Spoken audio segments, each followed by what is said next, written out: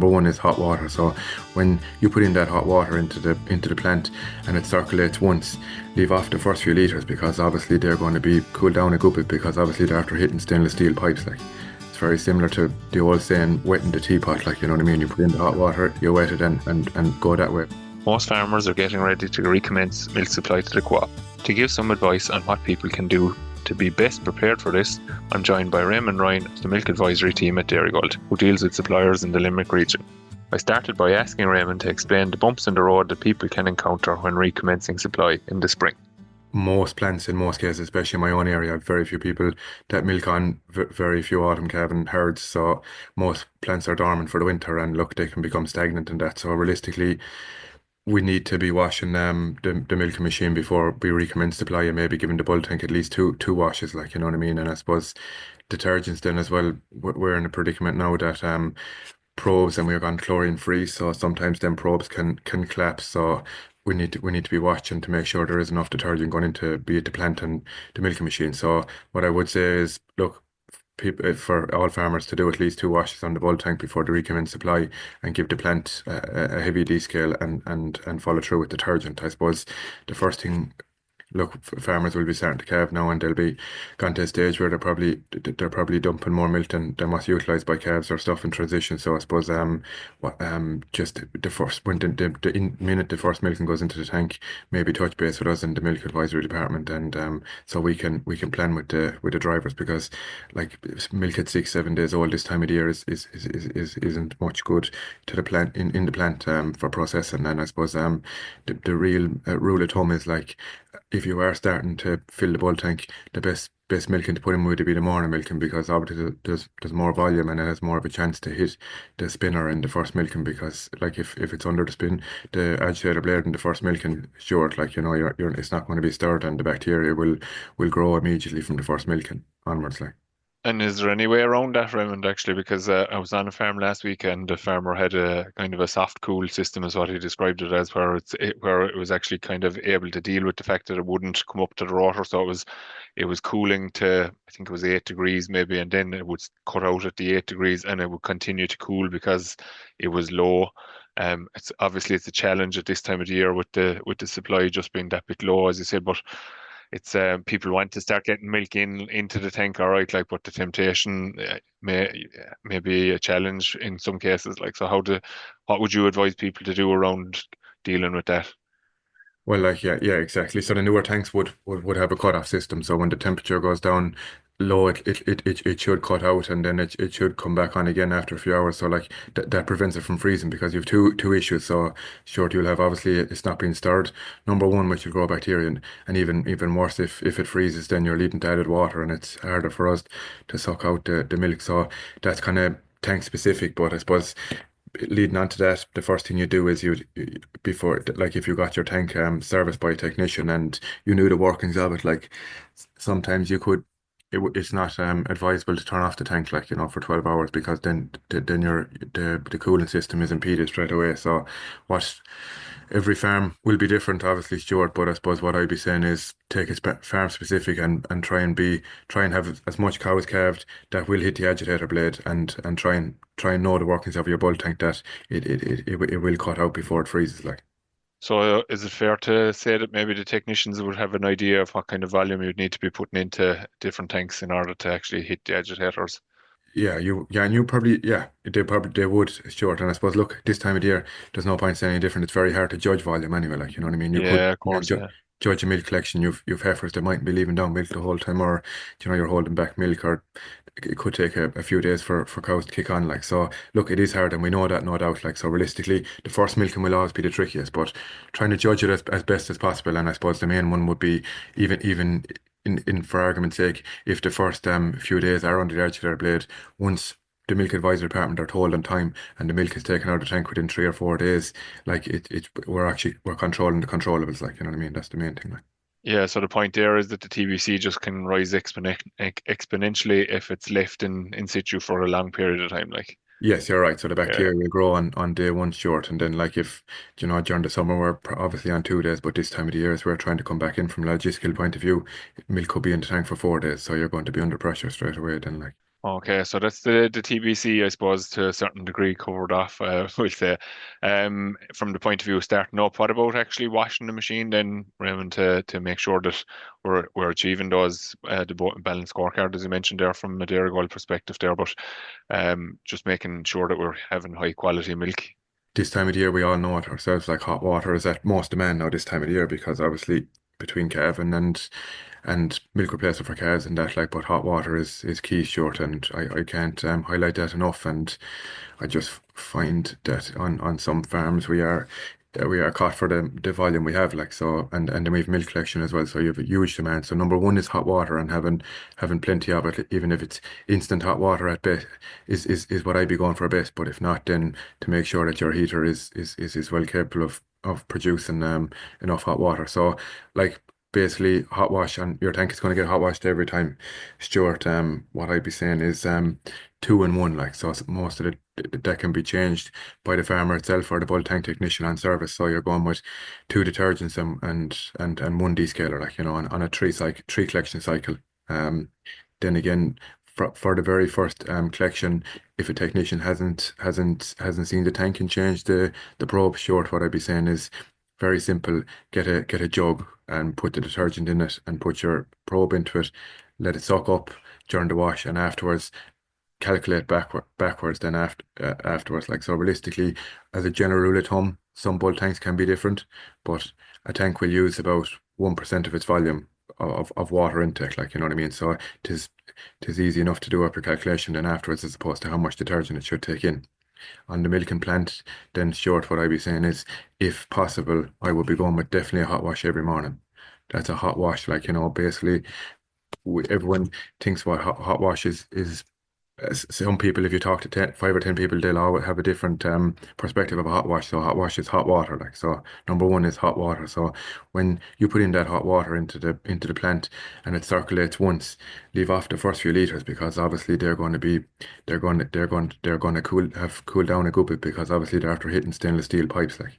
It's very similar to the old saying, wetting the teapot, like, you know what I mean. You put in the hot water, you wet it, and go that way, because like, and then when the plant is on a circulation with hot water, you shouldn't be able to really hold your hand on the pipes, like, that's a good hot wash, like, so what I'd be doing is detergent, hot water with detergent, 7 days a week in best case scenario, and two descalers a week would be the advice I'd be giving to a farmer.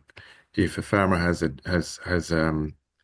water softening system, sure, they might be able to pull back a small bit, but that is farm specific. Like, hard water is, as you know, is very can impede the washes. Like, so, two descalers a week is a general rule of thumb, and seven detergent washes. Like, the day you're doing a descaler, you do a detergent wash straight afterwards. You can use the hot water for the descaler the morning you're doing the descaler. Then, like, if you get what I mean, in the evening time, then up to the farm itself. Best case scenario, fresh detergent, and you can use your cold water in the evening if you want. Or some people may reuse the detergent, but best case scenario, what I would say is use a fresh detergent mix in the evening with cold water. Yeah, Okay. all the better if you can use hot water in the evening too, sure. Yeah, yeah, okay.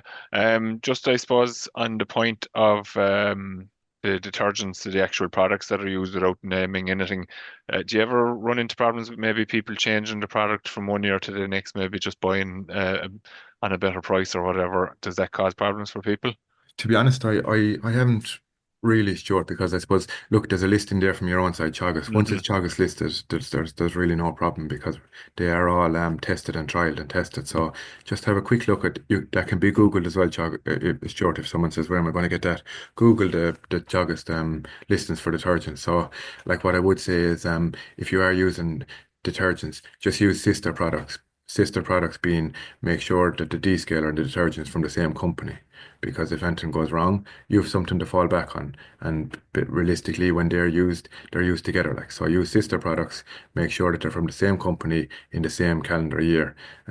For people with auto washers, you have to obviously use your liquid caustic, like, you know what I mean, which is the drums, like, you know what I mean. And for people with um manual plants that they make up to mix themselves and they have the wash basins, I would highly advise powder caustic.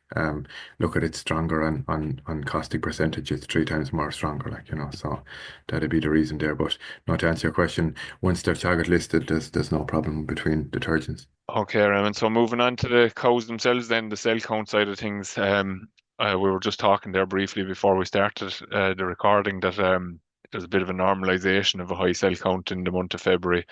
That's not normal, I suppose, and we want to get that message out there strongly to people that if they're getting high cell counts in February, they have something that they should underlying issues, I suppose, maybe to deal with. Yeah, can I just mention one point before I move on to the cell count because it brings it on. We're after washing the plant and now we're going on to the cow's calving. Just antibiotics because it does hamper us a lot and it makes us kind of busy at this time of the year. And look, no one wants to go down with antibiotics. It's a kind of a mental thing more than anything. But look at just marking cows this time of the year. It is kamikaze. It's a tough time of the year. People up all night, tired, drained, but it's it's the simple things. Just if you have a process there for anyone on the farm, even for yourself, just get into a routine of it, like you know what I mean, and do the same thing every time. So, like what I would say is marking cows. We know this time of the year they're in and out of cubicles. The spray maybe is not the best, and it might stay there for too long. So what I would say is tape the tail and get leg bands for treated cows, or else as if the it depends on facilities. Look, every farm is different, like you know what I mean. If you can at all, or you have cubicles that you can put in your calf cows and your treated cows together until they're finished, well and good. If you are pinning them off inside in cubicle shed, make sure that the gates are well contained, like you know what I mean. And even the benefit, I suppose, you see it short. We'll be having grazing walks soon enough. Getting cows out spring grazing is very important. But if we do keep them cows that are freshly calved and not in the tank together, they won't be able to go out to the fields together. So really, like they'll be 4 or 5 days before they go out. Like it's an extra benefit too, because it is hard sometimes to contain them cows from going out to pasture. And next thing, you have the other issues that prevail with early grazing then as well. Like so, that's what I would say. Use and I would always try and use two lines of defense. I suppose you when you are managing cows with antibiotics, like you know what I mean. So tape the tail and put leg bands on them. The reason why I'd always go with two is because, look, some people might milk with their head down. Some people, like if you tape the tail and you don't put leg bands on them, the tape could be caught in the rump rail and you don't see it. Like so, it's just an extra bonus, and it takes very little time to do it. And look at if there is any doubt at all, with antibiotics, I would urge the farmer to just ring one of us in the milk advisor department, and we have no problem testing a milk sample. Like it's just not worth the risk. Like you know what I mean, taking the chance.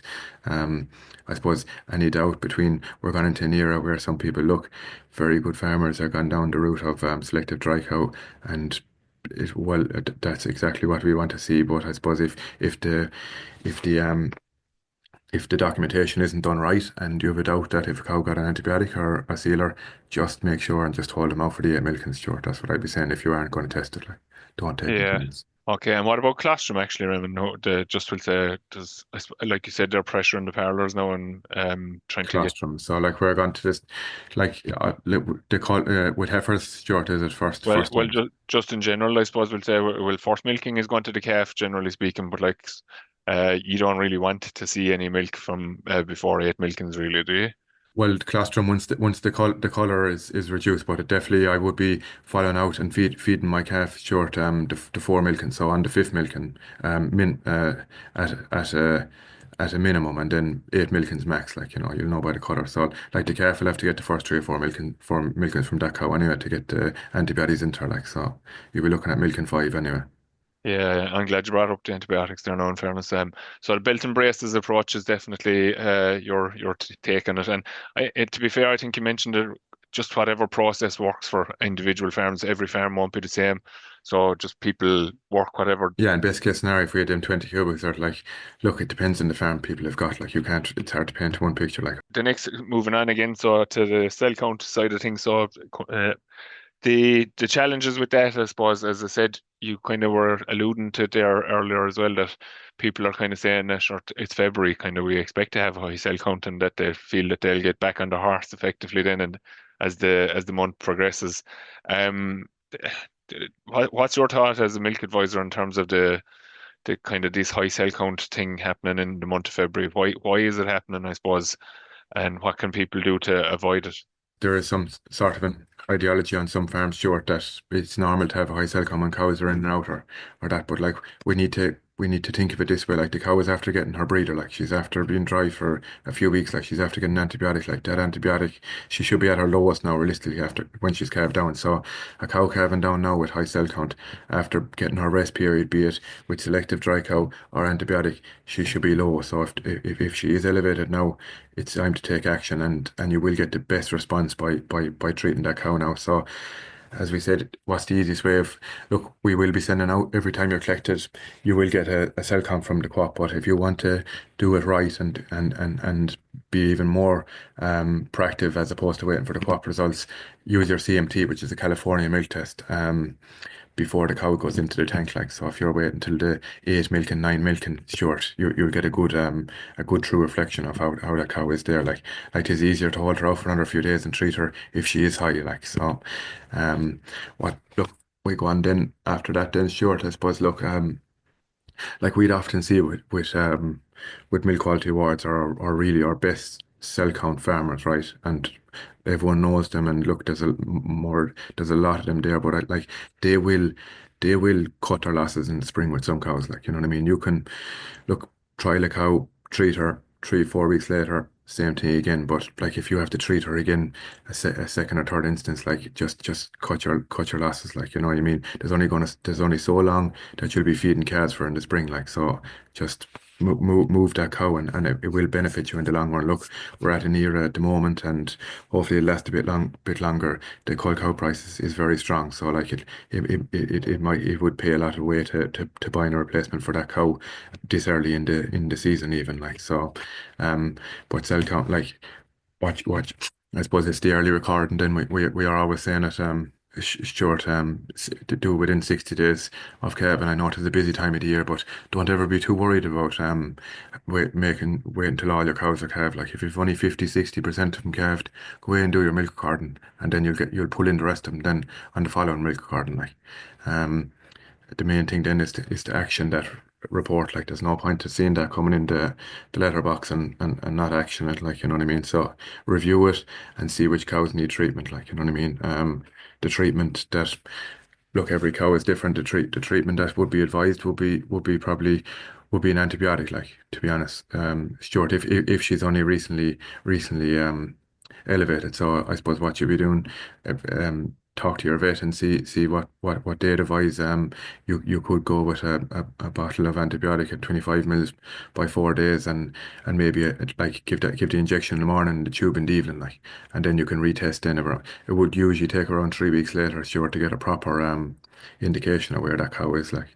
Do you know, if you test them too early, the cells will still be elevated, like. Yeah, okay, because it's obviously it's triggered the immune response in the first I place, like suppose, so. like, to prevent. And then I suppose, look, we maybe we're looking at treatment and stuff like that. I suppose prevention is probably the main one, like with the cell count, as you know yourself, like. So we're going into a time of the year now where, look, everyone is busy. There's no doubt. Like, you know, like, cows freshly calved, obviously more dirtier. The environment is dirtier. Like, it's damp environment. Like, um, look, we need to think hygiene. Like, you know, so number one, hygiene.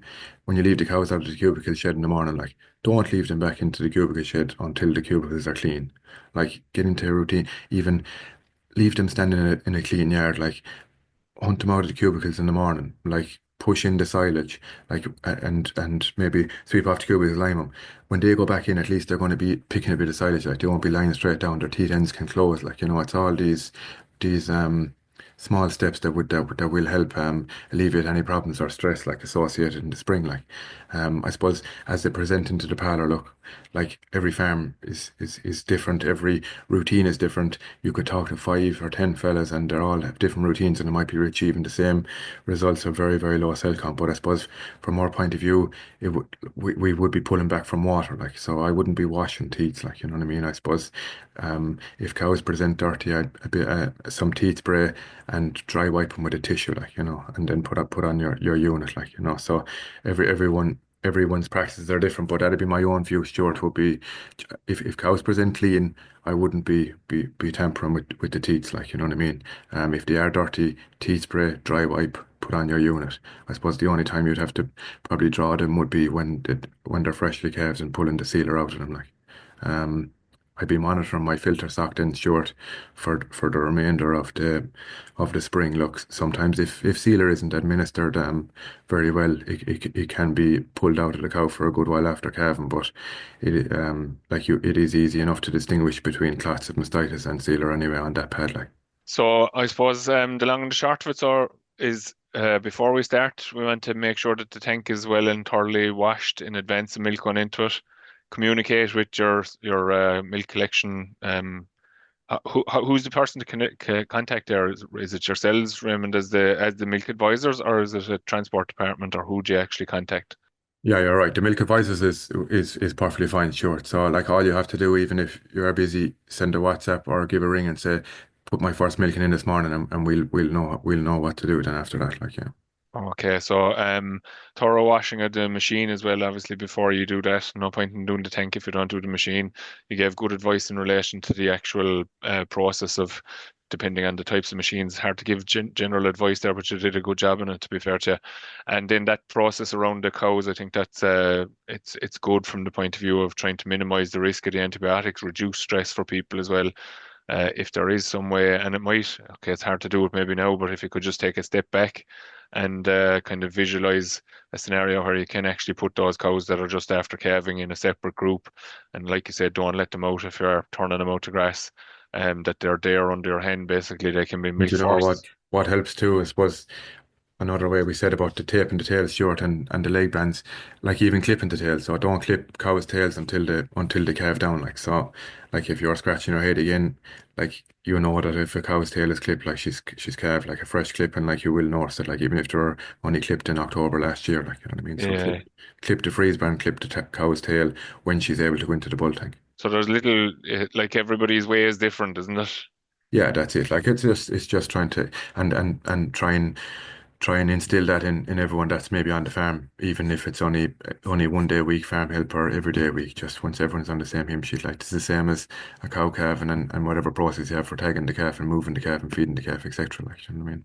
Yeah, so the strong thing coming out of the conversation with Raymond is the process actually, and you can see the kind of the factory background in your mindset there actually. Do you know that the way the plant operates, it's all process, process, process, and it's the same when it's no different. You carry it through to the farm. It's process, the process, the process. Put it there, like we had lean ideas and stuff like that. But I would see it myself. Look, I'm not. I grew up in a farm. Like I work in a farm. I think and like even another important step. I don't know if it can work for it could work for that Stuart would be WhatsApp videos, and we're going into an era of technology now. Like so, if there's any simple thing that if, like in look even for people who are on this call now like that have farm staff like if they're only 1 day a week 5 days a week so they're all on the same hymn sheet because sometimes some jobs are only done once a week on farm like so put in the video put in the people on farm into the WhatsApp group number one and then number two if there is small videos to be taken of a process that you want to follow for the spring make that video and implement it into the farm into the group like that's the very same as for even washing the plant Stuart like so if you spend a bit of time just before it gets really busy of how you actually wash your milking machine and do it bang on like 100% put that into the WhatsApp group and like even if someone is there Jesus am I doing all the steps right here or that just have it foolproof walk through it talk very simple English and label the detergents and whatever and talk through them because you get it right then right first time and that's it and look I know it sounds very simple now obviously things will go wrong but it's just trying to keep it simple stupid that's the main thing here like yeah. Yeah, so actually, just to follow on from that, Padraig O'Connor that works with us and does a good bit in milking processes, we'll say, and milking training courses and so forth. He actually is a fan of the WhatsApp video, but he said that it's possibly important that there's a written version of that there too, because sometimes people with gloves on can't work the phones, maybe on swiping screens with gloves and so forth as well. So the written procedures are important, and I know. a couple of farmers that put a lot of effort into putting those written procedures together late last year in advance of this spring. So some people may be able to do a kind of a patch up job in the short term, but people should be thinking about kind of this process on the long term. They should go into it kind of thinking that you're not going to be there to watch that it's happening, I suppose. And if people are interested and they want to listen back, Padraig did a podcast with us actually before Christmas in relation to it. So with some good advice around standard operating procedures, which is what you're talking about there, basically, isn't it? Yeah, that's it. Like, yeah, look, you're right. Definitely, some people see things different, and I suppose what you'll be looking at with that written SOP is take a heap of pictures of different of the Yeah, different visualize bottles, it. and Yeah, then yeah, yeah, write a few pointers beside it. Then, like, and yeah. even if you wanted to get like sticky numbers short and just put like one here at the plate, 1, 2, 3, 4 around the parlor, and Yeah, very good, Raymond. It does a nice piece now in terms of getting people prepared and getting into the zone for milk supply again. So thanks for coming on this week, and best of luck for the season. Hope you don't get too many antibiotic failures to deal with. yeah, I know that's perfect short. And look at, as I said, if anyone wants to touch base with me or the lads in the milk advisory department, don't be afraid to give us a ring, like, because we're there to help. Number one, like. That's all for this week's episode of the Dairy Edge podcast, and my thanks to Ray for joining us on this week's show. Don't forget to rate, review, and subscribe to the podcast. You can listen on Apple and Google Podcasts as well as Spotify, and for more information, go to the Teagasc website at teagasc.ie. Don't forget our dedicated email address, which you can contact dairyedge.podcast@teagasc.ie. I'm Stuart Childs, and join us next time for your Dairy Edge.